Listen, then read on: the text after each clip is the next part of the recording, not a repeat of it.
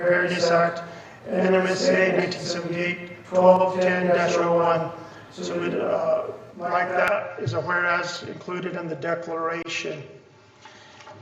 Commissioners, you have the resolution before you, along with the amendment to it recommended by our attorney and read by our county manager. Mr. Chair, Commissioner Fambro. I make a motion that we adopt Resolution 2020-22 with the amendment as read, and that language can be given to the clerk to adjust this after, so to prepare for signature properly. I will second. We have a motion and a second. Mr. Chairman? Yes, Vice Chair. I'm having a hard time hearing you. I am wondering if we can add language regarding employees working from home. Okay, we have a motion and a second. Is that in the form of a motion to amend? That's a function of our county manager would make that decision. You have, Hold on. He already has that authority. Hold on. So we You know as good have as I do. we have a motion and a second to approve the resolution as drafted. Vice Chair O'Donnell, are you making a motion to amend for a second time the resolution before us? Mr. Chairman, I am asking for direction if we need to include allowing employees to work from home. Well, you're asking who? Okay, Mr. Jaramillo?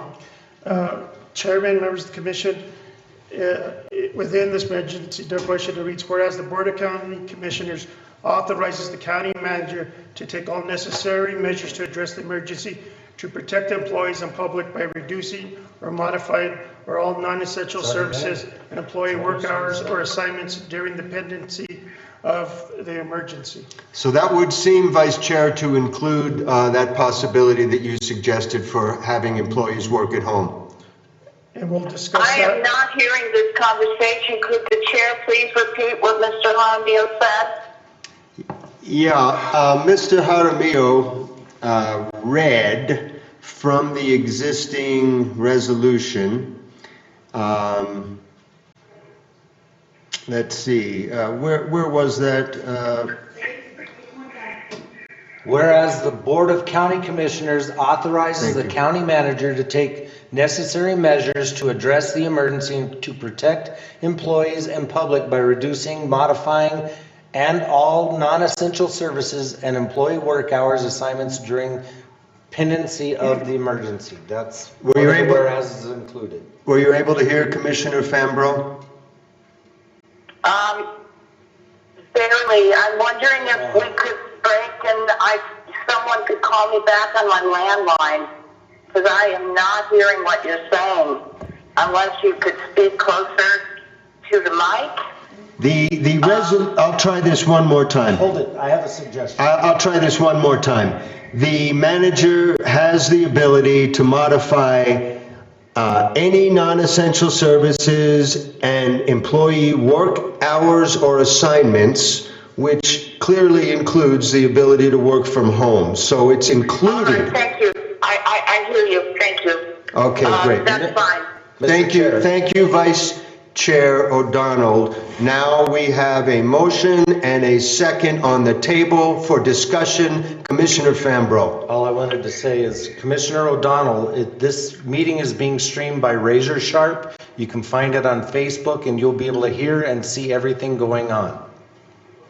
Call for question, Mr. Chair. I will. So, Mr. Chairman, Commissioner Romero. this is a vote on the first motion, correct? Yes, sir. There is not an amended motion on the table. There is just one motion with a second. Do we have any additional discussion on this motion? Commissioner Gallegos called for the question. Hearing none, please call for the vote. Commissioner Romero? Yes. Commissioner Fambro? Yes. Commissioner Gallegos? Yes. Vice Chair O'Donnell? Yes. Chairman Blankenhorn? Yes.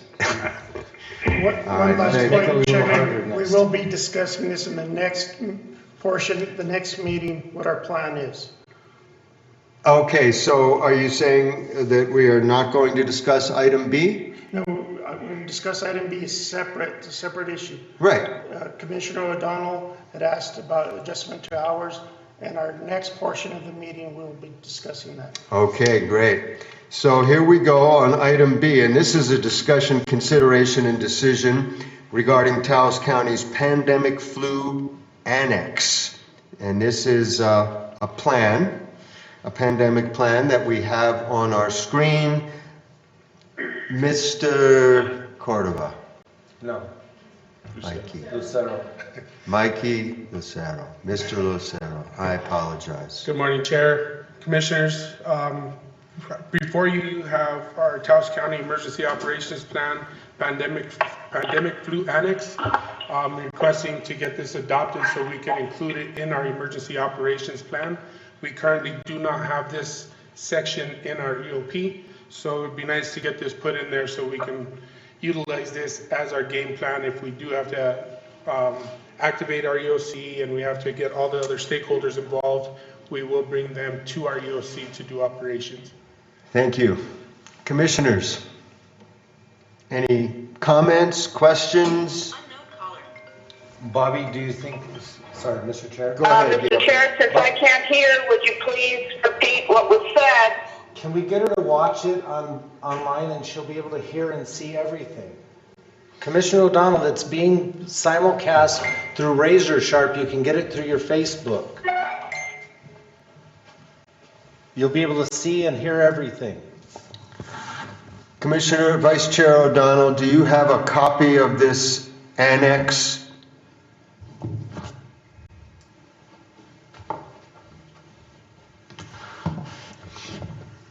Commissioner O'Donnell, are you there? Yes. Vice Chair, do you have a copy of the annex that we're considering? No, I do not. Well, I can't help you then.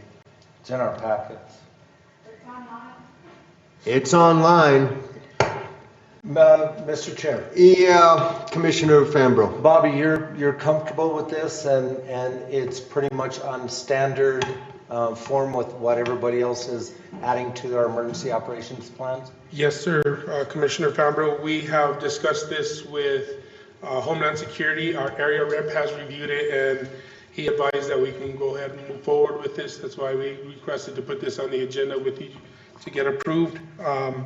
There's a few other copies out there that we did receive from other emergency managers throughout the state, and it pretty much follows suit with what they have as far as verbiage in their EOPs. With that, I'll move for approval, Mr. Chairman. Second. We have a motion and a second on the table. Any further discussion on this document? Hearing none, please call for the vote. Commissioner Romero? Yes. Commissioner Fambro? Yes. Commissioner Gallegos? Yes. Vice Chair O'Donnell? Yes. Chairman Blankenhorn? Yes. Thank you. On to item C. This is discussion, consideration, and Thank you. Thank you, Bobby. This is a discussion, consideration, and decision regarding the approval of DFA Resolution Number 26, fiscal year 2019-2020. This is a resolution requesting to adjust the 2020 fiscal year final budget to establish a fund and budget to monitor the expenditures in response to Taos County declaring a state of emergency and to transfer temporary cash from the general fund. Ms. Martinez. Good morning. Thank you, Mr. Chairman. DFA resolution establishes the fund and budget to track the expenditures accordingly to the declaration that was just filed. The amount of the ask is $300,000. I do have the expenditures broken down on the DFA resolution, and I do recommend approval. Thank you very much for your work on this. Commissioners. With that, Mr. Chair, I move that we approve DFA Resolution Number 26 for fiscal year 2019-2020 to adjust the fiscal year 2020 final budget accordingly. I'll second. Thank you, Commissioners. We have a motion and a second. Is there any further discussion on this item? Hearing none, please call for the vote. Commissioner Romero? Yes. Commissioner Fambro? Yes. Commissioner Yes. Vice Chair O'Donnell, Yes. Chairman Blankenship. Yes, thank you. Can I have a motion to adjourn this emergency meeting? So moved. All those in favor? Aye. Aye. Any opposed? The motion carries and the meeting is adjourned. Now we will move on to our special meeting. Mr. Chair, I'm going to ask you to give me a minute to reset up. I can barely hear what's happening. Okay, we I'm have, asking a motion, give me a few minutes to connect with IT and the new phone number, please. okay, we have a motion to recess this meeting for 5 minutes. We're ending the first meeting, so let's adjourn the first meeting. Right, we did. We adjourned the first meeting. And we didn't come back. And now I have called the second meeting to order, and we have a motion on the table to recess for 5 minutes to give the vice chair an opportunity to hook into us better. Is there a second? I'll second. We have a motion and a second. Please call the vote. Commissioner Romero, Yes. Commissioner Capro, No. Commissioner Gallegos, Yeah. Vice Chair O'Donnell, Yes. Chairman Blankenship. Yes. Thank you. We are recessed for 5 minutes.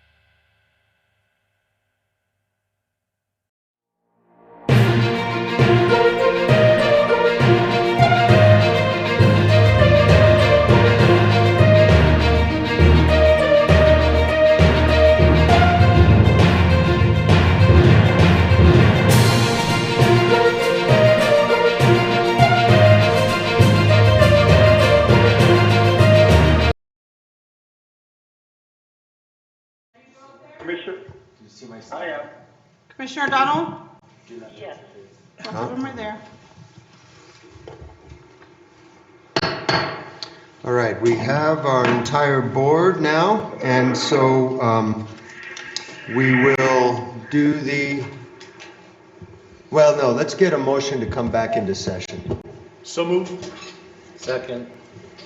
Please call for the vote. Commissioner Romero? Yes. Commissioner Fambro? Yes. Commissioner Gallegos? Yes. Vice Chair O'Donnell? Yes. Chairman Blankenhorn? Yes. All right, so I guess we'll just do that one more time for the roll call. Commissioner Romero? Yes. Commissioner Fambro? Present. Commissioner Gallegos? Yes. Vice Chair O'Donnell? Yes. Chairman Blankenhorn? Present. Pledge of Allegiance. Commissioner Romero, will you lead us in the pledge? Sure. Thank you. Pledge allegiance to the flag of the United States of America and to the republic for which it stands, one nation under God, indivisible, with liberty and justice for all. Commissioners, you have the agenda before you. Our county manager, Mr. Jaramillo, is going to suggest some amendments to that agenda. Mr. Jaramillo. Yes, thank you, Chairman. Originally, this meeting was about meeting with our engineer. I've postponed the engineer for a couple of weeks. So if we could delete presentations, item A and B, and if we can move up the resolution to the next item of business. Move for approval of the amendment to the agenda. Second. All right, we have a amendment to the agenda, a motion and a second to eliminate A and B and move right on to the discussion regarding the response to the COVID. Any discussion? Hearing none, please call for the vote. Commissioner Romero? Yes. Commissioner Fambro? Yes. Commissioner Gallegos? Mark? Did we lose you? No, I'm here. Yes. Yes, I vote yes. Vice Chair O'Donnell? Yes. Chairman Blankenhorn? Yes. Now we're on to item D. No, we're item 6A. Oh, what's that? 6A, 9A. 9A, right. Okay, item 9A. This is approval of resolution number 2020-21, a resolution for the declaration of health emergency for Taos County. Brent Jaramillo, County Manager. Can you bring that up? Thank you, Chairman, Commissioners. What we have before you is a declaration of a public health emergency. This is more of a policy statement that the Taos County government recognizes that we have a health epidemic going on at this point, and this is different from the emergency declaration. Hello? So this is also Mr. Chair, saying we can't hear you. that we are doing an emergency health declaration. All right, Commissioners, we have a resolution, which is a declaration of the health emergency for Taos County. This is different than what we passed at the emergency meeting. You all, I assume, have this resolution before you. Mr. Chair, Commissioner Fambro. motion to adopt Taos County Resolution number 2020-21, a declaration of a health emergency for Taos County. I'll second. We have a motion and a second to adopt the resolution before you. Is there any discussion? Yes, Mr. Chair, I cannot hear Mr. Jaramillo. You are coming in loud and clear, and so is Commissioner Romero, but not Commissioner Fambro. So just for the record, if you could please stop, please speak up, and if there was a way that we could hear Brent, I would really appreciate it. Okay, basically he just said what I said. So we have a resolution, we have a motion and a second. Please call for the vote. Commissioner Romero? Yes. Commissioner Fambro? Yes. Commissioner Gallegos? Yes. Vice Chair O'Donnell? Yes. Chairman Blankenhorn? Yes. All right. On to 10A, B, and C. This is the consent agenda. Actually, we have 8D and E. Let's see, are we going backwards now to the, We eliminated A and B. And we moved up 9. and we moved up 9, so where are we? We're at discussion regarding Taos County response to COVID-19. Okay, got it, The very top of the second. got it, all right. 8D, item 8D, we're losing Commissioner Fambro here. Discussion regarding the Taos County response to this coronavirus. Brent? Thank you, Chairman, members of the commission. First, I'm going to bring up different staff members. Since Thursday, we've been meeting as an emergency preparedness team. The team is included Dominic Martinez, E911 Director, EMS Chief Chris Medina, Fire Chief Mike Cordova, OEM Director Bobby Lucero, and Sheriff Jerry Hogriff. At different portions, since we've been meeting, we've been brought in other staff members. Lupe Martinez has also been part of the group, as well as Gina Elam on employee matters. So we've met every day since Thursday, and we've met over the weekend via telecon, and we met earlier this morning, so we are meeting on a daily basis, and we'll continue to do so. I'm going to first bring up Mr. Martinez, and he's going to explain how E911 is handling this COVID-19. Okay.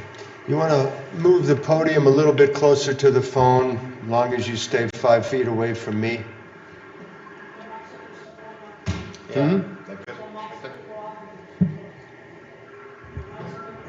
We're good. All right, we're good. Let's try it. Here we go. Good morning, Dominic. Thank you. Good morning, Chairman, Commissioners. Can Commissioner O'Donnell, Commissioner Gallegos hear me? Mr. Chair, I can hear on the live stream on YouTube just fine, so I will just watch and listen on YouTube and then respond through the phone. Thank you. Thank Why you. didn't I say that about an hour ago? All right, here we go. Alrighty, Mr. Chair, as your 911 Director, the protocols that we've instituted at dispatch have been, we have our emergency medical dispatch program, which is called Total Response by PowerPhone. And in that, we received a new protocol when all this COVID-19 started coming out. And I went ahead and contacted our vendor. They gave us a new download for infectious disease questions that we ask on every medical call or sick person call that we get into 911. It's a series of questions that my dispatchers have to ask. They're all certified emergency medical dispatchers, so they can ask these questions. Once it gets to a certain point of the questions, you have to press the acknowledge button. There's a red alert that comes up about additional steps we got to take for our first responders. Once that comes up, they have to press the acknowledge button, my dispatchers, and it takes them into a whole nother series of questions for the patients and whoever the reporting party is. We've been doing that for about a month now that we've been asking those questions. I did let the command staff that we're a part of with our county manager know what we've been doing. The other thing that we've also been doing, if we were to ever get a suspected case like that here in Taos, we're having the med units, the ambulances are calling us via telephone, letting us know, so we can let them know what we've got, symptomatic and so forth. And then we send the med units out so that they know how to put on their PPEs and so forth to make sure that they're approaching it properly. Mr. Chair. Commissioner Fambro. So I thought if a person presents with the symptoms, we don't respond our med unit. We have that person then start the either telemedicine or something like that. And then if I'm confused about that. I thought our EMS did not respond. Well, I wasn't done talking yet, so I'm sorry. I'll give you a little more information on that. So All right. that's what we were doing in the beginning since about a month ago.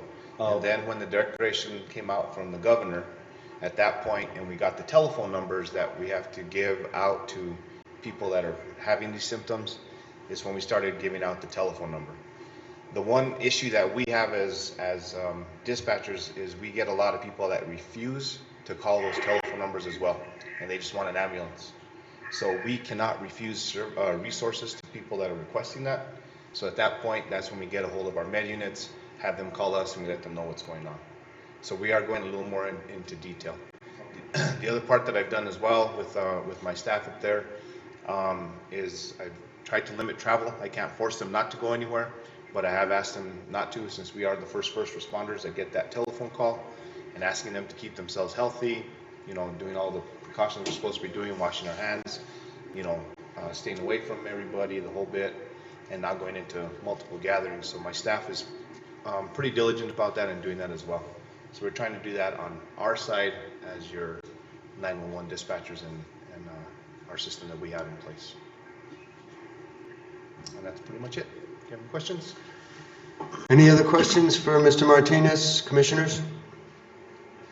All right, Dominic, thank you. Thank you, Dominic. Okay, thank you. Tell your staff, thank you, thank you, thank you. Can't do it without them. And Dominic will now bring in EMS Chief Yes. Chris Miss- Medina. I do. Hello? Hey there. Yep. Hey, Vice Chair. Go ahead. What I would like to know is how many hazmat suits the ambulance has, you know, at some point. I don't know if you have the ambulance director present. I would like to know if we have enough protective gear. Okay, Chris is coming in a minute. Okay, thank you. Yes, Chairman, Chris Medina will now present on how our EMS department is responding to the COVID-19 situation. Chris?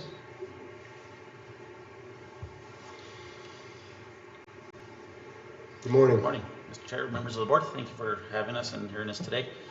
So some of the things at the EMS department for Taos County and how we're kind of preparing and responding to this outbreak. This is kind of one of those situations where, you know, you kind of hope you're never in, but, you know, we're here for it, so we're going to do the best we can. Some of the changes that we've kind of instituted for the department kind of started with the back office and our billing department. We're asking the public not to come to our office and pay their bills in person. We're asking for them to either telephone in and pay via credit card or to just mail them in. So that way we can kind of protect our office staff. They have small children and, you know, elderly family members at home, so we're just asking people, please don't show up there. Our burn permits also have now been added to the website online, so that way people who are looking for burn permits can do that online as well and try not to show up to the office.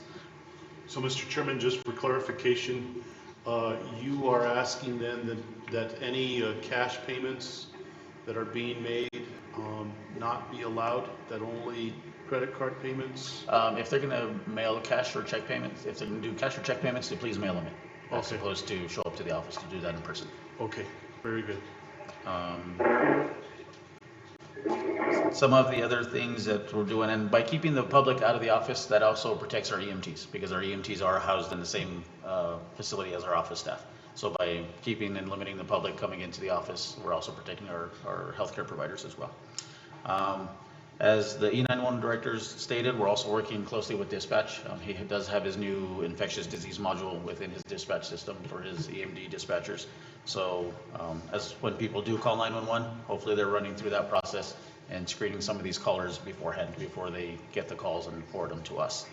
We do encourage the public that if you are experiencing any of these signs and symptoms, having any of these issues, to please call that number first for the hotline before you do call 911. We do understand that people, as Dominic had said, are refusing to answer some of those questions, but it is important, you know, to protect not only them, ourselves, the hospital staff, you know, that's, you know, where we can catch this and early is the best thing. So please do call that phone number before you do call 911.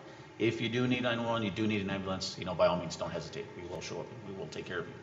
But concerning COVID, if you can, please call that number first.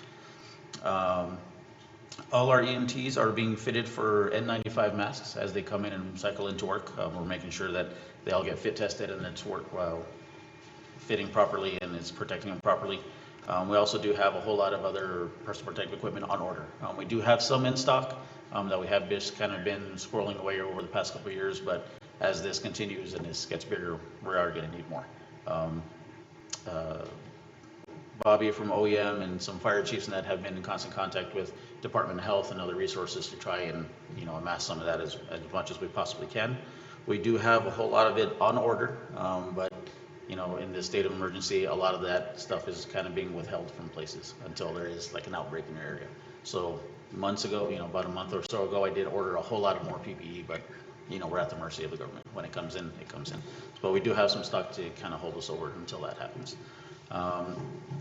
Some of the other things that we're asking to do is that we're asking the EMTs to bring in extra uniforms, even if they're older uniforms, so that way if we need to do frequent changes, if they're out in the public a whole lot, and we do need to change uniforms often and launder them at the base, we can do that so that way they're not going home or having to wear uniforms all day long if they've been in constant contact with the public. They're asking to shower before they go home, and shower throughout the shift. We're having them clean the base twice a day with some pretty harsh chemicals to just kind of keep everything clean. Along the lines with dispatch, we are instituting a screening tool of our own, so that way if we do go out in the public, we do get these regular 911 calls, we will be asking all the same questions over again. And we are sharing that information with the hospital. So I want the public to know that just because we're asking you these questions doesn't mean that we believe you're high risk, but the more people we can screen and get through and know that it's okay, you can process to the hospital faster, and kind of shorten your time within the system. That way, reduces your exposure. So don't be surprised if we are asking these questions and we are filling out some paperwork along these lines. And like I say, we are sharing that with the hospital so that way, we're all on the same page with what's going on here. And we have designated one ambulance in particular, one of our spare ambulances, to be the kind of COVID unit, if you will. It's one of the spare ones. We've stocked it up. We got PPE in it and that. So that way, if dispatch does identify one of these patients that we have to respond to, we can take that one particular ambulance. So that way our other ambulances don't get infected, don't get contaminated. We can just use that one unit over and over for that. And then we can take our time disinfecting afterwards. So we have done that as well. So far, that's what EMS department is doing. We're in constant contact with the hospital to see, daily updates, to see what's going on there. I walk up there every day and try and talk to the staff and see, how things are happening there and progressing. So, and then we're also meeting daily with the management staff here. All right, commissioners, do we have any questions for Mr. Medina? Not from Mr. Medina, but Mr. Jaramillo, Mr. Chairman. I do, Mr. Chairman, when you're ready. Go ahead, Vice Chair. Okay, so the YouTube has a delay. So what's happening live, I can tell you on the phone, but there's a delay. I still see Mr. Medina talking on YouTube. So my question was, how many hazmat suits do they have, and how do they do temperature readings? Do they have a thermometer? Do they have the forehead temperature reading? So, Mr. Chair, members of the board, we do have oral thermometers in all the ambulance units. We also do have, I believe, 4 of the infrared thermometers that you can just kind of point at your forehead that don't make any contact with the patient. In stock right now, I have about, I would say, a little over 100 N95 masks to cover the staff. We have at least 15 to 20 of the Tyvek suits, of the full suits, and then we have a couple of bags of just the regular surgical gowns. But I do have a whole lot of eye protection, more gowns, more stuff on order. But like I say, it's at the mercy of, when it comes. All right, I just bring that up because if you watch the White House press conference, the medical director was taking the temperatures of all the reporters who came in. So I'm not sure where that would fit in at the county, but it's helpful to know that you have those infrared thermometers, and thank you very much. Thank you, Vice Chair. Commissioners? So, Mr. Chairman, in terms of our community centers, I know that the current board of the Young Kamala Community Center has inquired about whether or not to keep the community centers open And so our manager and I were in discussion of this yesterday, and he has asked that the community center has been, should be shut, at least for the meantime. So I'm just wondering if the other community centers have some direction already or not. Yes, and I'm going to talk about that in a bit. Okay.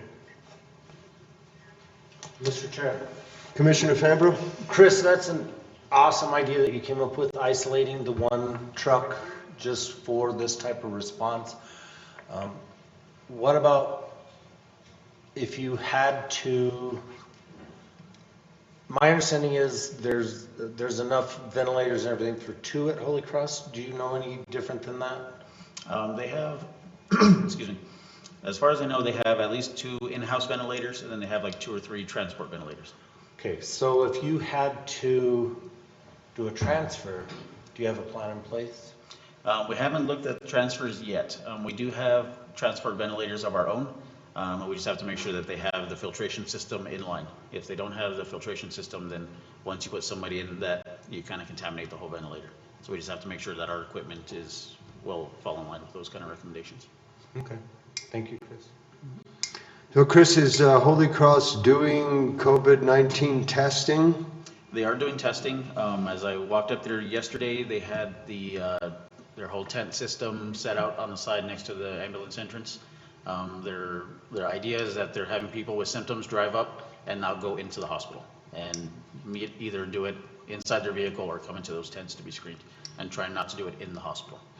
Do you know if there's a steady stream of people being tested? I have not seen yesterday while I was there. I saw maybe 2 or 3 people, but I know that before they set this up, they have kind of brought people inside the hospital and designated some areas of the ER to do that testing.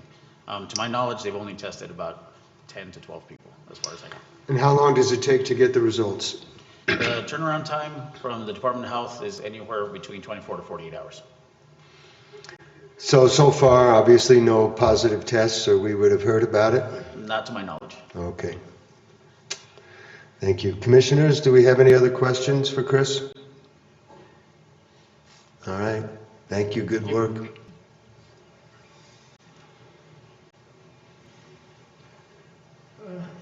Chairman, Commissioners, next is Fire Chief Mike Cordova and how our fire department and volunteer fire departments will respond.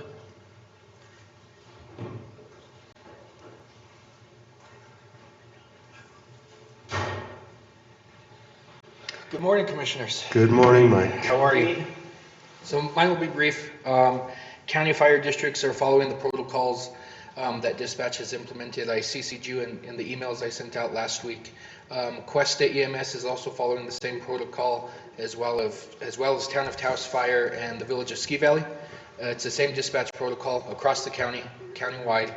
The other thing is our first responders, the volunteer fire districts, do have enough PPE to run at least 1 or 2 calls in their districts if they have to. We're waiting on another order tomorrow to outfit them a little bit more. The one thing that we are having a shortage on is N95 masks, and we're hoping that those masks will come up tomorrow with the shipment from DOH. The other thing that we're going to have is most first responder agencies are probably going to stage at the road and have EMS personnel go in, and if EMS needs help, then our first responders will gown up properly with the proper PPE and then go assist EMS, and we're going to limit that to 1 or 2 responders. The other thing I want you to be aware of, if any of my responders do get sick, our insurance does cover them through VFIS. I confirmed that last week, so they are covered through our insurance in case anything does happen or they do get exposed. They will be covered. Cuesta is following the same sheet of music as County EMS, and I've been in contact with them, so everybody's working on a good page, and everybody's working together, and we'll do our best with whatever we can to help in regards to the volunteer fire districts. If you all have any questions for me, I'm right here, and if you guys have anything, let me know. Commissioners, any questions? Just thank you. Sure. And I was concerned to make sure that we did have coverage, so that's good. Yeah. And your policy is VFIS, or Correct. is it private? It's VFIS. Okay. Yeah. And we are one of the only ones in the state to actually have that coverage. A lot of the volunteer districts throughout the state don't have that coverage. Because I know Taos Fire has Provident And Cuesta I has believe Provident. Cuesta has Provident as well, so we need to verify that their volunteers are covered. If not, we need to do something to make that happen. Yeah, and I did advise Cuesta and their administrator to follow up with that to make sure that they are covered. And then Chris did touch on that our burn permits are online, they're fillable, they can send them back to us. In regards to any plans that need to be overseen by the fire marshal, we'll have people just leave their plans at the door, and then we'll grab it and James will look Mr. over it, and Chairman? we'll continue that process that way. That's all I really have for you guys. Thank you, Mike. Yeah. Vice Chair. Yes, for Mr. Cordova, how many gowns, do you have enough gowns? You mentioned the PPEs are coming in, but you're short on the masks. Are you short on anything else? Right now, it's just the masks, PPE that I have given out or will be giving out for the remainder of the day to the districts that haven't received it yet are gowns, gloves, and safety glasses. We're just waiting on N95 masks, but they do have enough gowns to run 1 or 2 calls. All right, thank you. Okay. Thank you. Thank you, Mike. Thank you, guys. Good work. Behave, Mikey. All right.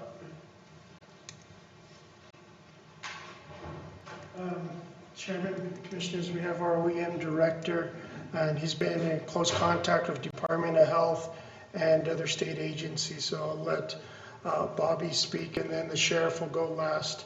And then we do have Mr. Patton is on his way over, and we'll have a discussion with Mr. Patton. Great. Can we get copies of the signed declaration when they're ready? Lisa's Yeah, working on it. I mean, Rena's working on it. thank you. Good morning again, Mr. Chairman, Lucero, Commissioners. good morning. Morning, Bobby. Good morning. He's still Lucero, he's not Cordova. Right, that's what I said. I made a point of saying that. Go, Tommy. So just a little bit of an update from the emergency management side. We've been working closely with Homeland Security, keeping up with our area rep, letting him know what we're doing as far as our operations from the county standpoint.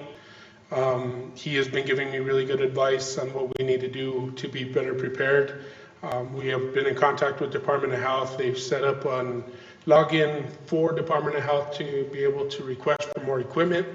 I've been working with Chris and Mikey to try to get more gowns, the N95 masks and goggles, but it's going to be on a needed basis, and they'll make that determination whether we'll get them or not.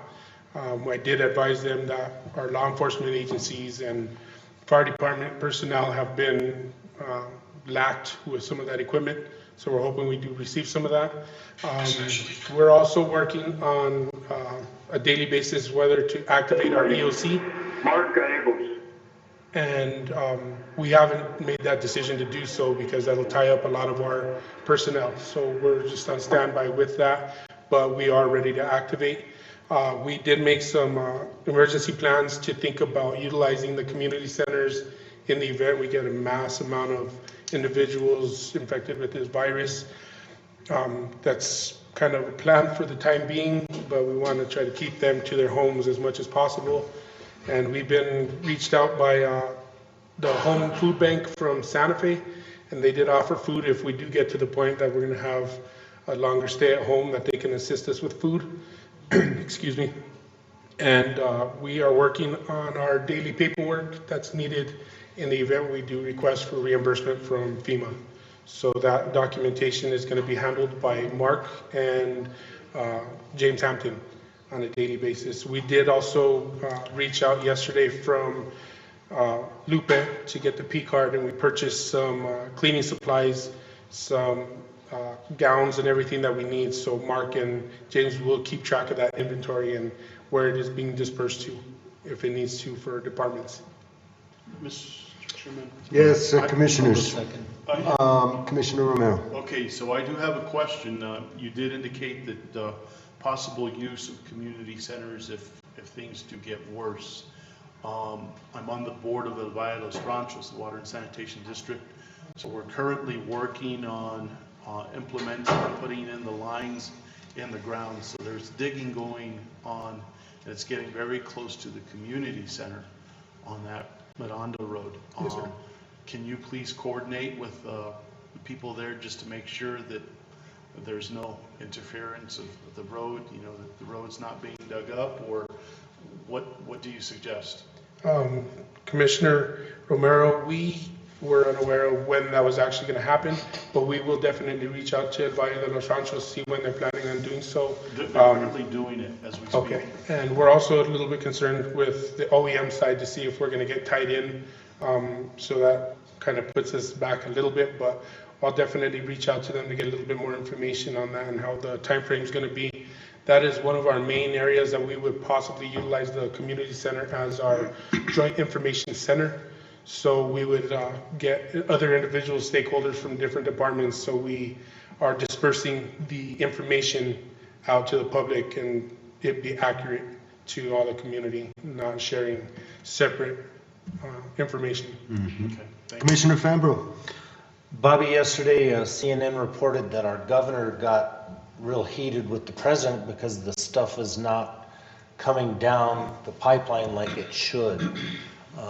I think that, whatever resource you need to start getting the things that you're talking that you don't have and what Mikey doesn't have, I don't know, we just still need to somehow pressure, we need this stuff. And it's supposed to be there. And so whatever, if you run into roadblocks, make sure you keep Mr. Jaramillo informed, and we'll just try to do what we can on ours, but it's kind of frustrating. It's not reaching who it really needs, and she apparently really stood up for the state, so I appreciate that, but we need to get the stuff that you need. So whatever means you got to do, you got to do. Yes, sir, Mr. Fambro. We will definitely keep in touch with Homeland Department of Health on trying to push forward to get that equipment. It's pretty much necessary for everybody. Our biggest ones that we also are concerned with is law enforcement. Not knowing the situation and the circumstances, we want to make sure that they have the proper PPE when they're handling the individuals that they deal with on a regular basis. But I will make multiple phone calls and keep Mr. Jaramillo involved as well. Thank you. Commissioners, any other questions for Mr. Lucero? Mark, Mr. Lucero, what's your phone number? My cell phone is 575-779-9381. 9381, thank you so much. Yes, sir. Thank you, Bobby. Thank you. Good work. Good job, bud. Ghost fist bump. The 5-foot fist bump. Sheriff, Commissioner, Chairman, Commissioners, the Sheriff Holmgren will present next on the precautions that he's taking with his deputies. Morning, Sheriff. Good morning, everyone. Good morning. I hope everybody can hear me okay. Just to give you a brief update on what's going on in the Sheriff's Office, our building, and in our response to this awareness of pandemic. At our office, we've closed off to public entry. We do have an intercom system that's up and running, and people come to the door. The reception asks, what can I help you with? If they say, well, I need to pick up a crash report or something, they get the information and tell them it'll be ready in about 10 minutes. Can you either come back or just wait? We're limiting access into our public reception area. With that said, anybody that has an intimate need to make a report or anything of more serious nature. Excuse me, Sheriff, one moment. Vice Chair? Candace? Anything of more serious nature, obviously they're being allowed to come in.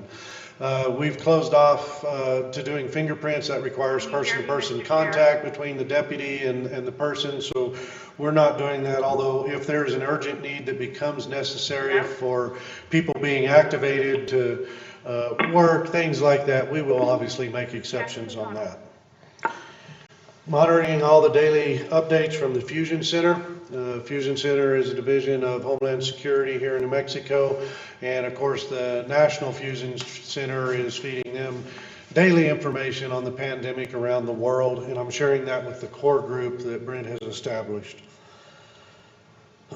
U.S. Under Sheriff Miera has secured, only as a contingency, because I don't want to let anybody think that there's a possibility of this, but we have secured additional fuel supply that is available for us and other public safety vehicles should we reach something like that. There is absolutely no indication of any disruption in deliveries of fuel, foods, or anything like that. So I want to make that very clear to the public that's listening.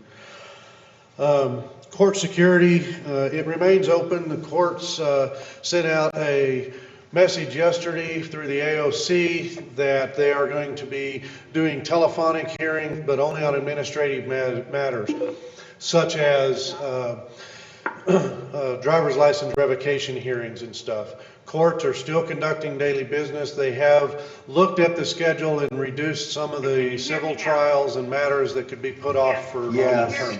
Yes. I apologize. I'm just going to keep going. Yeah, Please.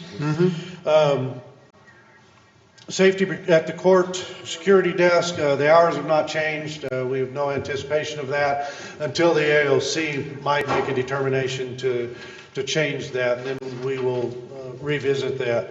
Safety precautions are in place for the staff there, and they have instructions on how to observe for the sick people and to immediately isolate them, and will take steps necessary should somebody walk into that public access point. It has not happened yet. We still have a number of transports and orders that are coming to bring people from DOC or take people from our facility to Department of Corrections, DOC, and we'll still continue to do that. In patrol is probably where the largest changes have come up. Last week at the onset of New Mexico's involvement in this, we immediately put together personal protective equipment exposure kits and issued them to every staff member. Those contain instructions as well on decontamination of the units when you suspect that maybe you've transported somebody that's sick. We've made some adjustments to our staffing. We're utilizing our cadets that were recently hired. We're transitioning them into civil process and one into the court security, where they will man those posts and do those duties. It allows me to bring a certified deputy out of the court security into patrol to assist. I'm also taking another certified officer out of the civil process division and putting her into a patrol status. So we've made some adjustments on staffing. We're also going to maintain the schedule that we have, but in diligence to that, with the 3-week closure of the schools, we have made an adjustment for a deputy that needs child care. I can hear you, Commissioner. Arrests still happen. Traffic enforcement is still going to take place. We're answering to every call that we get. We also are utilizing the screening at the scene with somebody who's presenting sick. We haven't had anyone that we've encountered like that yet, but we know it's a high probability that that can happen. So we're using the same screening that EMS is using, that dispatch is using, we're utilizing in the field. A little change is when somebody does present sick, we're not necessarily going to call an ambulance like we would have in the past. If they're already in a patrol car, if they're under arrest, they're to call the 855 number, and they're to call ahead to Holy Cross. There's absolutely no reason to take them out of the patrol unit and put them into an ambulance and potentially spread that. Deputies can call ahead and take them straight to the hospital unless they have a major illness or injury that would require EMS. We're trying to minimize EMS's exposure at the same time. We have some biosuits, but those are for... We can hear you, Commissioner. Those are for extreme conditions. We've also discussed and implemented direction on deputies taking the potential exposure home with them. How to change out of their uniform, wash them separately. Don't just walk into your house and potentially bring an exposure home with you. We also have measures in place should we need to do staff isolation. That's pretty much it on the patrol side. There's some assistance that's being required in the village of Cuesta, effective this morning, and we're going to answer to that need for the village. These dynamics are ever changing in our daily staff meetings with Brent and the other public safety disciplines, we consistently remind each other that we are prepared to go ICS if necessary, but certainly we're not at that point yet. I want to thank the Commission for passing the resolution in the emergency declaration today. That certainly goes right in line with our needs to transition should we reach that point. We're prepared to unify with other law enforcement agencies here in the Taos community or wherever necessary should it erupt into some chaotic event. We've got no indications of that, but we are prepared and have had those discussions should it come to that. We're still focusing on trying to get the message out that preparedness is good, panic is unnecessary to everyone, not only our staff, but out to the community. I think your public safety team is on point. Really good discussions and good ideas, and I trust that Brent is relaying that to you as the Commission. Of course, you've got my phone number if you ever have a question as it pertains to a law enforcement component. We also need some additional supplies. I've got only a limited amount of masks. They're issued out.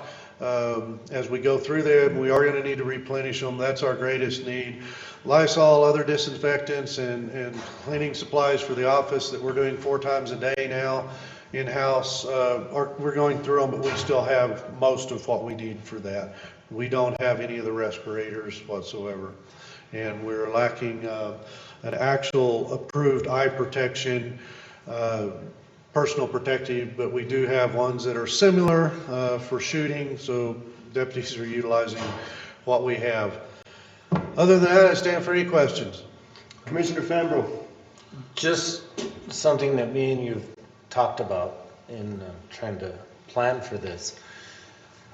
With all of the quality of life things that have been taken, I mean, everything's closed. There's nothing for the kids to do and nothing, recreation, can't watch sports and things like that, and rightfully so. But I'm just afraid, Sheriff, that something is going to happen because of that. And I would just ask that you and your team continue to look into the future about possible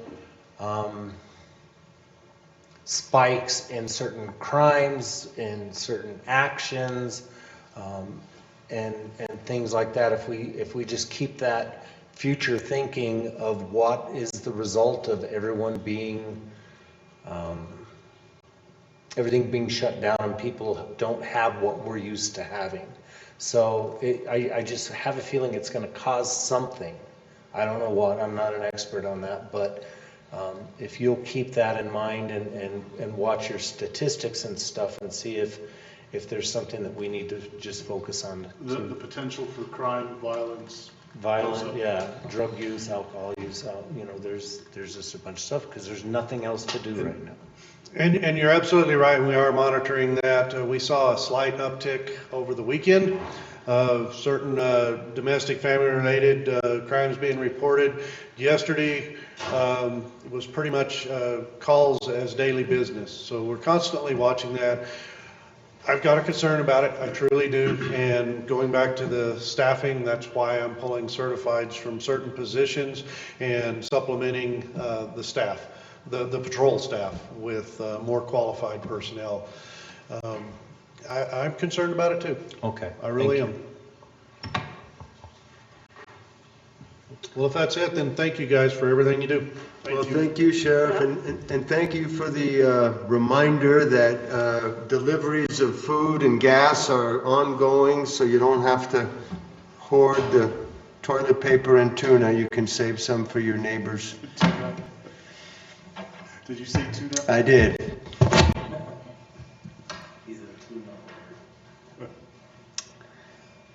All right, we have Mr. Patton here. Thank you so much for coming by. We're definitely curious about all of the goings on at Holy Cross in this crazy time. So last night, just after 10 p.m., I received a call from the hospital saying that we had received presumptive positive, that's what we're calling it. Until the CDC actually confirms testing that's done at the state level is called presumptive positive, that we had received presumptive positive on 2 of our ED patients. This morning, we actually have updated that information, and it turns out that only 1 has been finalized. Other testing is pending. So as of right now, we have had 1 presumptive positive. As of yesterday, we had tested not quite 40 patients total. So out of almost 40 that we have tested, 1 has come back positive. Please record. So can you repeat that again? 1 positive or? 1 positive out of just under 40 total tests. At Holy Cross Hospital? At Holy Cross, correct. So just putting it into context, a little bit more than 3 dozen total tests have been sent out. 1 has come back positive. While we're not able to release specifics about the patient, this was not someone from Taos, and they were treated and released in the emergency department. So this happened 2 days ago. So we are taking a number of measures, not in response to the positive, we had already begun. So we have set up tents outside of the emergency department to have an expedited screening. What we're trying to do is to keep the majority of the emergency department clean. So if you're familiar where the ER entrance is, just to the right of it, there is another entrance that is rarely used. We are using that entrance, and there are 3 rooms that we're using exclusively for COVID patients. So we have that area separated from the rest of the department so we can keep the rest of the department for all the other patients that we still need to care for. This is Commissioner O'Donnell. We're concerned looking at the weather, the winds that are predicted tomorrow and into Thursday. And so we're working with the city. The city has tents that are larger and stouter than ours. So we're working to replace ours with ones from the city, but that would accomplish the same thing. We have closed the building except for the 1 access point by the emergency department. We're really trying to limit exposure, both for our patients and for our staff. And so we're going to be screening everyone that comes into the building. So if you're there for a lab test or an imaging test, we're still going to ask you how you're feeling. Do you have a fever? Do you have a cough? That sort of thing. So we're going to screen everyone. But those that are there for routine procedures will then be directed into our normal registration and admitting process. Those that are there to be screened for the coronavirus will then be evaluated and will determine whether or not they actually have to come into the ER.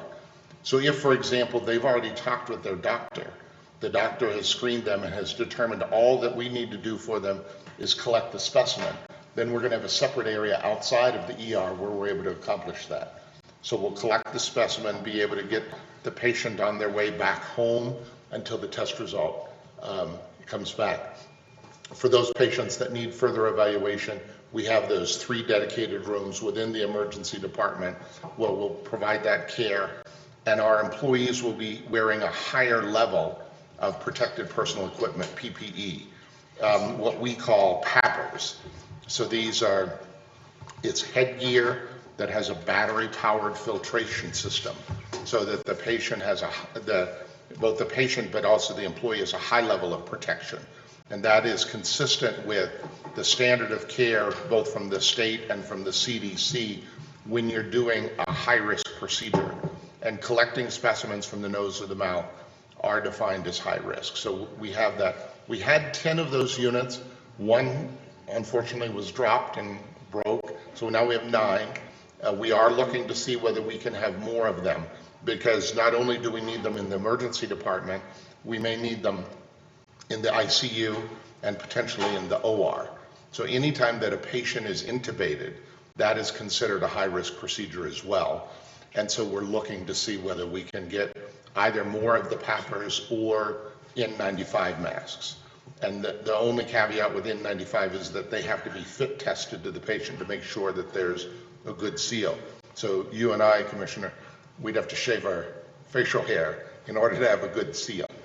But those are all projects we have underway. We're looking at whether or not we need to adjust services in our clinics. either reduce capacity or close the clinics for a period of time. We had a meeting with our medical staff yesterday to talk about elective surgeries and how we can continue to provide them without compromising other capacity. So nationally, the concern about elective surgery is threefold. One, that you're using inpatient beds and especially ICU beds. Hardly any of our surgeries are inpatient. They're almost all outpatient. Two, there's the concern about ventilators. In big hospitals, it's very common that a patient comes out of surgery and needs to be on a ventilator. That's not the case at Holy Cross. We currently have 4 ventilators, 2 transport ventilators, and 2 BiPAP machines. And none of them at this point are in use. And then the third element, and the one that does affect us, is use of PPE. So within the operating room, as you know, a lot of PPE, but we're trying to strike the balance between having the appropriate protections and social distancing, but still having procedures that allow the hospital to be financially viable. There's that balance. And we really appreciated the input from the medical staff yesterday. Those would be just a quick update of some of the things that we're working on. I'd be happy to answer any other questions you might have. Mr. Chair. Commissioner. Bill, can you stress that the test should be used for people that feel like they're sick, not just somebody wanting to know if they've been exposed and so forth? Because you're limited on how many tests, swabs, and everything that you have, I'm pretty sure. Yes. So if we go back to when this started, we initially had to have approval from the state to collect a specimen. And that's what we do. We're collecting specimens and then sending them off to the state or to now reference labs for testing. And so we had to have their permission to even collect the specimen. During that period of time, we ordered more of the collection swabs. So we currently have more than 100, and we have several more hundred that are due to be delivered by the 1st of April. So at least for the foreseeable future, let's say through the end of March, we believe that our inventory of specimen collection kits is going to be adequate. Beyond that, it depends on what the curve looks like. But the recommendations evolved, and the state no longer is required to give permission, but there has to be medical criteria. Right. So an example would be if we have an employee that is exposed, so they have an interaction with a patient and they're coughed on or sneezed on, and heaven forbid they don't have the appropriate PPE on, they still are allowed to work. They have to wear a mask, but until they show symptoms, we're not allowed to test them. I've talked with Senator Heinrich's office about this, thinking that as this outbreak moves forward, the idea of proactively screening healthcare workers is going to become more of an issue. But as of today, you're exactly right. People can't be tested just because they want to know unless they have symptoms. Right. And so in your drive-through clinic, there's a criteria that people need to meet. Correct. We screen them. Right. Because I saw the long lines in Albuquerque and everything, and I think a reporter this morning on one of the channels said it's something like 20% of those people in those long lines were actually tested, because we've got to save the kits for who potentially need it. So as they ramp up testing capacity, I would expect that the rules would change. But as of today, you have to meet medical criteria. Thanks, Bill. Thank your staff also. Thank you, Mr. Chairman. Thank you for being here. So just to confirm, make sure that I heard right, there is one positive? As of right now, one presumptive positive, yes. Okay. But for all intents and purposes, that's a positive, yes. And so what symptoms did this person have? Any indication? You indicated that they're not from here, that they were not from Taos, that they were from some other area. Any idea where they came from? So I was told that they had traveled extensively on the East Coast. So as you look at the map and you look at some of the hot spots, it's reasonable to assume that that's where they would have been exposed. As far as the symptomology, I don't know specifics, but they were worked up for the coronavirus, so respiratory type issues. And they were taken care of at Holy Cross Hospital and then sent off And discharged. So the way that we said it to our employees this morning, treated and released. treated and released, and no indication as to where this individual? Do not. Okay, thank you so much. Yes. So there's no way for you to assure that that person is quarantining him or herself?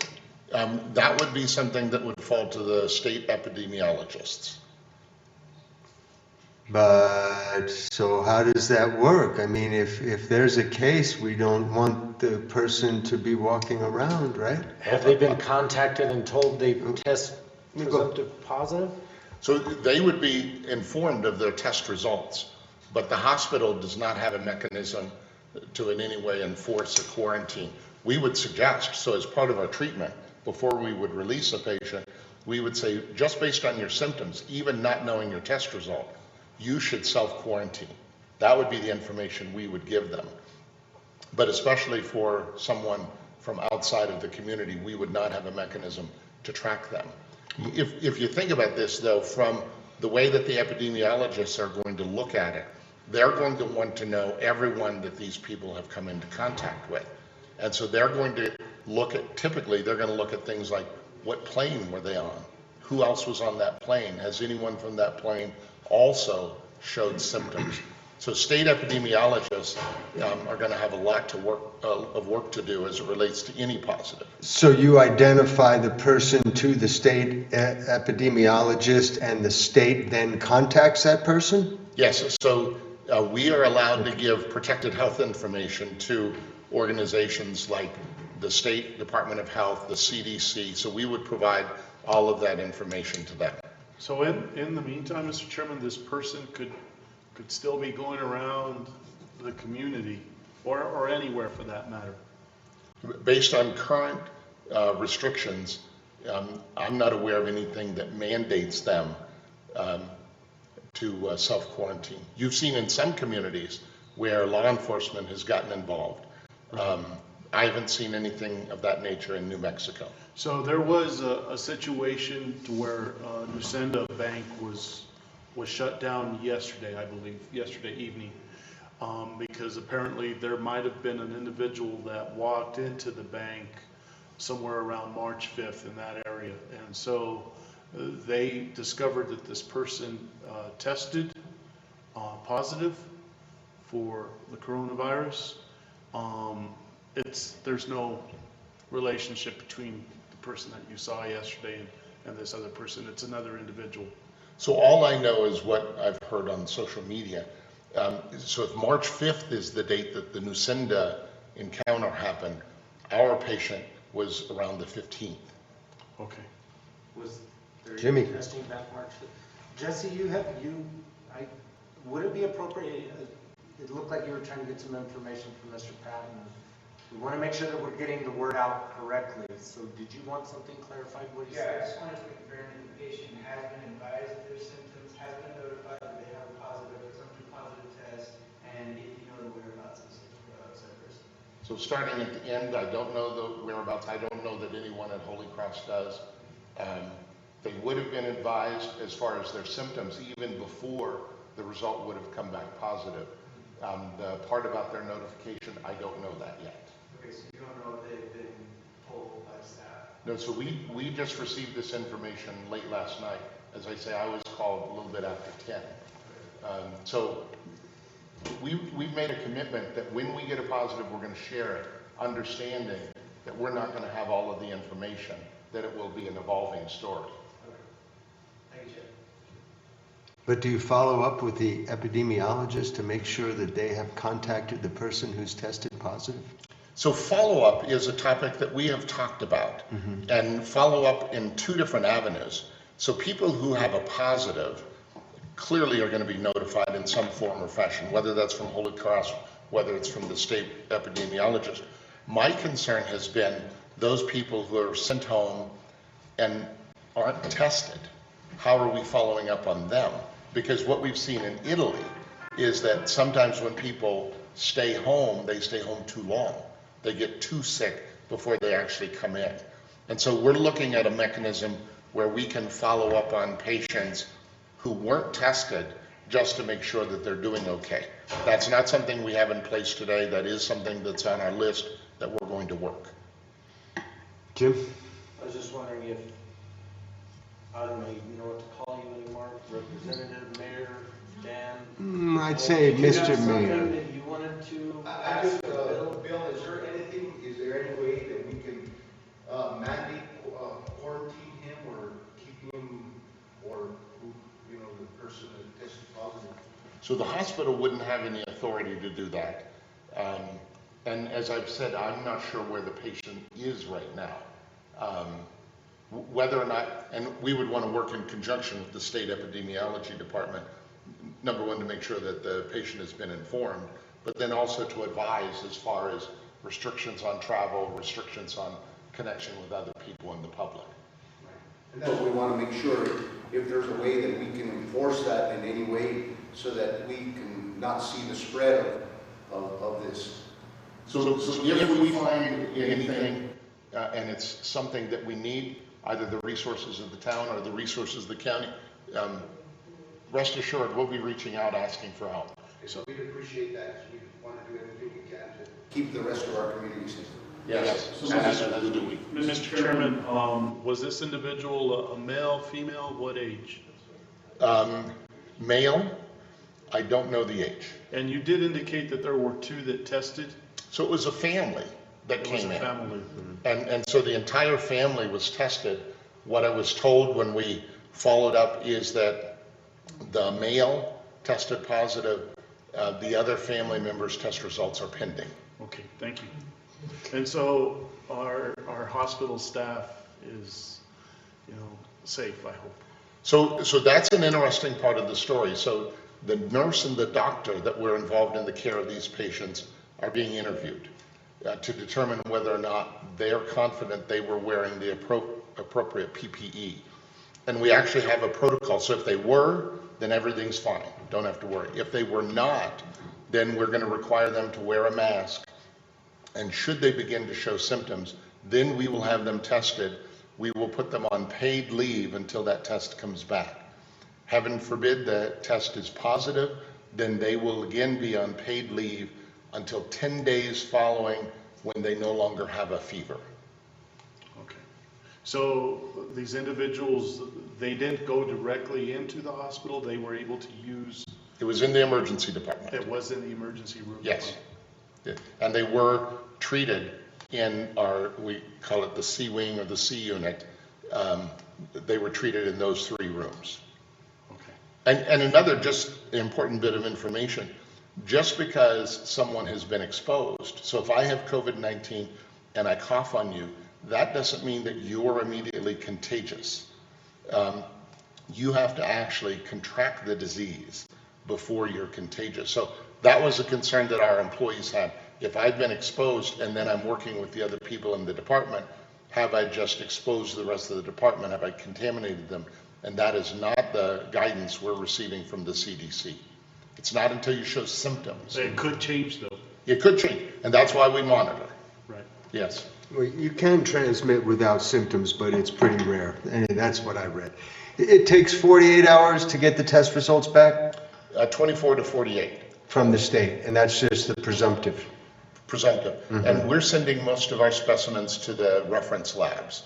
Mm-hmm. They have a better turnaround time than the state does right now. It'd be nice if the Brent or Rick or somebody would contact the state epidemiologist. Bobby is walking around, I have him on the phone with the Department of Health. Right now? Right now, you see him outside, and he's trying to get us some of those answers of, it was the Department of Health tracking, single. Right. We're trying to track that down and get those answers from the Department of Health. That's a big question, I mean, we can say, okay, we have a positive test, we can call them, but it would be nice to get assurance that there's some serious follow-up from the state on this individual who has tested positive. Nobody gets tested unless they have a fever and a dry cough, I guess? Unless they have appropriate symptoms. Uh-huh. And you have 100 more swabs for 100 more tests, and you've done 40 already, is that right? Mm-hmm. We have 100 right now, and we have several hundred more ordered. By April 1st. Mm-hmm. So we have to hope that there's, And the 40 tests that you did were how many days? So since this began, Since? so over the last several weeks. Okay, no, that's not too bad. Did you have something else, Mr. Chair? Yeah, Mayor, please. And Bill, would you, just for viewing, let people know what are the symptoms that, before they can get tested, what symptoms do they have to have before you even test? So it's important to, I'm not a physician, I'm not a nurse, but in general, it's upper respiratory. So looking at cough, fever is one of the symptoms for this, and then they like to see whether there was some sort of exposure. So were they in a city that has an outbreak, a hotspot? Were they in contact with someone that has been diagnosed as being sick? So they like to have that combination, but they can do it just on a clinical presentation. So it's very much like the flu, as far as how you feel. Except for the fever. Right. And that's the telltale sign. That is one of the things we use to make the differentiation, yes. Thank you. 99% have a fever, I hear. 99% of anybody who has contracted it has a fever. That's like the single biggest one. And when you're screening for admission to the hospital, are you taking everyone's temperature or just asking them if they have a fever? So for right now, we're just doing questions. As we look at the process, we're imagining that it will evolve. So we know that this family's from the East Coast. I don't know that. I know they traveled on the Okay. East Coast, so I don't know where their home is. So chances are, if they were traveling through Taos, they might have stayed in hotels, restaurants, gone into the grocery store, other places. So the questions that our dispatch is asking is, does the patient have abdominal pain? Is he or she vomiting or have diarrhea? Does he or she have a deep cough or persistent cough? Has the patient been coughing up phlegm? Is the patient having any unexplained bleeding or open sores? Does the patient have swollen or reddened eyes? Does the patient have high temperature or fever? Has the temperature been taken and do you know what it is? Does he or she have a severe headache or other body aches? Does the patient have any other breathing difficulty, respiratory systems, such as coughing or sneezing? Has the patient traveled outside the United States or Canada recently within 3 weeks? So that's in our protocol that we're asking dispatch. So it'd be something similar. But anybody who has a fever should be self-quarantining themselves at this point. Anything 99.7, I guess, is the cutoff. And if you've got a fever, you should stay home and not see anybody. And then get tested if you have a fever and a dry cough, I guess. All right. Thank you, Bill. Thank you so much for coming by. We really appreciate it. Good job and good luck. Thank you. The question I'm still really curious about is to ensure that the epidemiologist is following up with this person. We should be able to know that. We should be able to contact the epidemiologist and find out for our community, I think. So is that something that... It's... Well, no, HIPAA protection is going to eliminate any details about the individual, but it doesn't prevent us from knowing what the epidemiologist is doing to make sure that that person is quarantined. That won't violate HIPAA. And to find out what the community can do. Can we self-rule on that? So that if we do get a positive test, then law enforcement can get involved. Is that possible? It's not likely that that's going to be the last positive test we get. And it's critical that positive tests, we can be assured that they're not moving around. Right. So that's what I want to find out. And it sounds like from what Bill told us that the only answers we can get on that are from the epidemiologists. So let's find out. I mean, not this instant, but you know, soon. Yeah. And I did ask Mr. Lucetta if he hears anything from Department of Health to come immediately in, and we'll update the commission if they've given him anything. But he is asking these particular He's asking questions. these particular questions because we need to know, we need to reassure the public, and we don't want to create panic. We need to remain calm and collective. But we do need answers. The public is going to want answers. They want to know where this individual's been, and we want to reassure the public of their safety. Yeah, that anybody tested positive is not moving around in the community. That's the main point. So in terms of our county complex, and maybe Mr. Mayor Baroni, I don't know if you want to share, we're online, live online. If, in terms of what both the town and the county are doing to protect our staffs, our employees, but also the public in general. I mean, Are we shutting down anything, or? Well, the plan was, as today after the meeting, is to close the 2 side doors to the public and 1 point of entrance, and then everything would be roped off. You would have to check into the front desk. There's another series of questions that we're going to begin asking, and the other thing that I wanted to do, and also to inform the commission, is I would like to limit the public hours from 10 to 2. We would continue to have normal operations. We are evaluating going to a 4:10 schedule for some departments based on the childcare issue. So that's the other thing that we've been working on since yesterday. We are physically wiping down all the surfaces, doorknobs, 3 times a day. The 4th time is by our cleaning contractor. So, and it's both this building, the complex, and the detention center. Our medical contract, Core Health, I'm asking them for a written plan and how they're going to handle the detainees and how they're going to test the detainees. As of a few minutes ago, they have still not submitted that plan. I do have that inquiry also from the Taos News, but I already had asked that of our healthcare provider. The other thing is our detention officers, as they're doing the intake, we've given them those questions that I read a moment ago, so the booking officers are also asking those series of questions as well. And How do we handle our inmates in the jail facility? well, that's the plan I'm working on with Core Health. Is we haven't received that back from them. I sent them an email now that we need that back.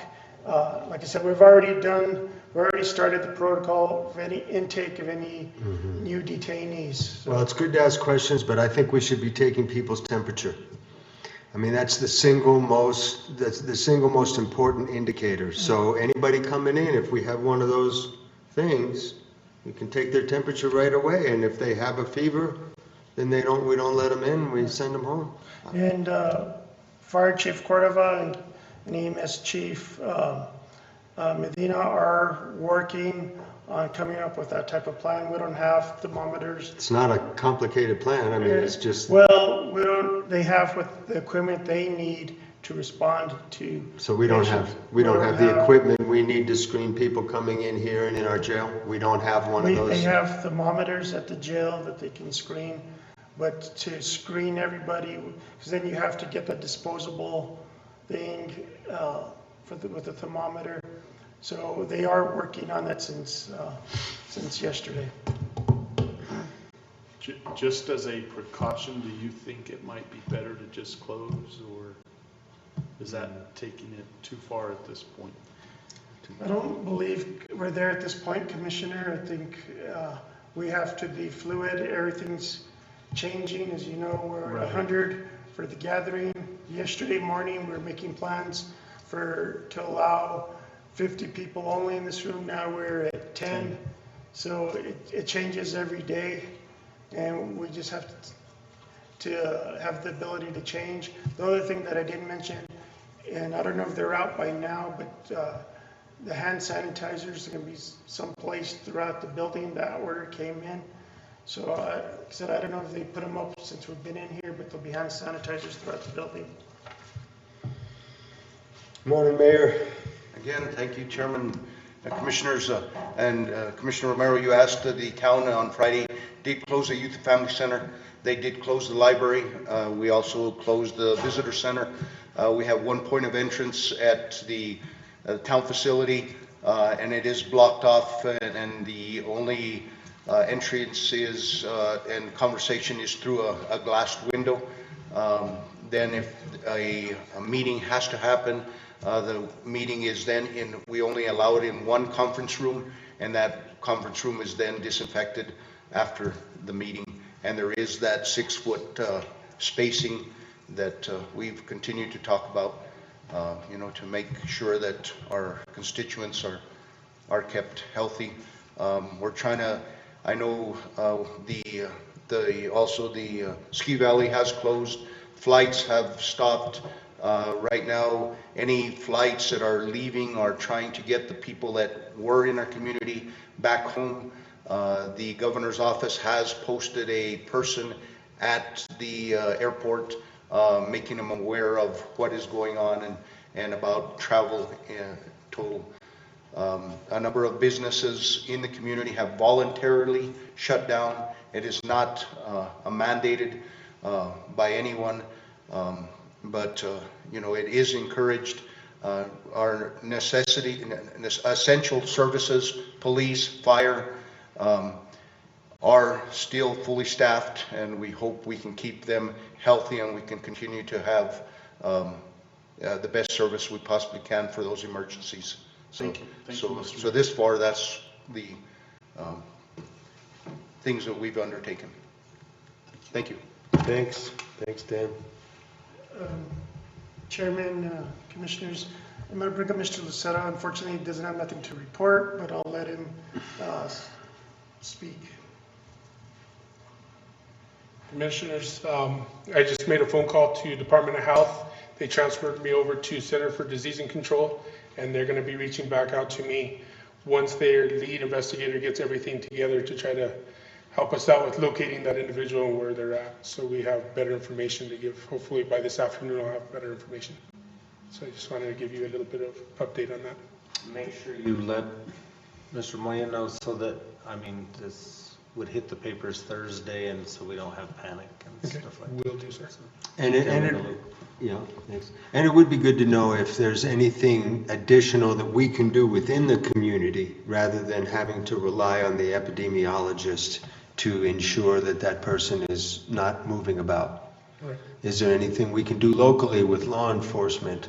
At the moment, I think we'll have to sit down and discuss, see what we can do. I believe tying up our resources might be a little bit difficult, but hopefully we can reach out to Holy Cross and see if they have some sort of accountability on who they've tested and if they are locals, and maybe go home to home just to confirm and make sure that they have some precautions on what to take to do and staying at home. The person the family is not local, is what I understand. That's right. And that's what we heard as well, but since we don't know where that individual is, that's why we reached out, and hopefully we'll find out whether they're still in town or if they've already left. So we could at least try to reach out and get some sort of contact information. And what we can do in case there's another positive. Yes, what we can do to track that ourselves. Okay. Rather than having to rely on the state. Okay. Thank you. Chair, we have a question. I don't know who could possibly answer it, but it's things that are quality of life that people need to know. Christine Romero asked through Razor Sharp, are they going to close fast food places? And if so, would they, consider keeping drive-throughs open and stuff like that? I think that's a good plan. Have you heard anything, Mayor, Bobby, Brent, anybody? This is something real. People, we still need to eat, we still need to live. I think it's a very good question. So Commissioners, Chairman, a number of businesses, like I said, are voluntarily doing it. They're actually becoming drive-ups instead of full-service sit-ins. A number of them asked right now if we would make available parking spaces for drive-up so that people can still drive up and get a sandwich or drive up and get a meal because I know a number of people in our community depend on that. And so we did grant some parking spaces in the downtown area for them to actually make drive-ups instead of sit-ins, so people can still order a sandwich, they can drive up, they can walk out, hand them the sandwich and go on, so that people aren't congregating in a certain place. So that's some of the ways, but we are, like, again, we don't have the authority to mandate that they close. It will be voluntary, and again, there's a number of people within our community that depend on those meals that might be the only meals they get. But if you could encourage people to keep their businesses open if they can safely and stuff like that, because citizens still need that ability to utilize those. I thought that was a very valid question. And they're trying to find ways to do that, and we're trying to encourage, at least drive-ups, and if we can accommodate that, we have that ability to try to accommodate that, so we're trying it this time. In other states, I've seen, Mayor, that is working. New York particularly, you phone in your order, you go pick it up, but there's no contact. You have violated the daily rule of gatherings and stuff. So if we can just encourage the people, as long as they're doing it safely, to still be able to help the citizens. Yep. Thank so you. We're trying to do the best we possibly can in that aspect. So thank you. All right, commissioners, are we ready to move on to the budget? If we could, just a second, Mr. Chair. I want to thank Ruben Hernandez and his razor sharp staff for coming and helping us get this word out to as many people as they could today. It's a very valuable tool and one that gets used in our community for a lot of things. And I think it was really important to get this word out to the people today, and I just really want to thank them for being here for this portion of the meeting. I agree, and thank you for getting it set up, Jim. It's very important and much appreciated. Can we have like a 5-minute break? Motion for a 5-minute break. Do we have a second? I'll second. Call for the vote. Yes. Yes. Commissioner Gallegos? Vice Chair O'Donnell? Chairman Blankenhorn? Yes. 5-minute break. Thank you.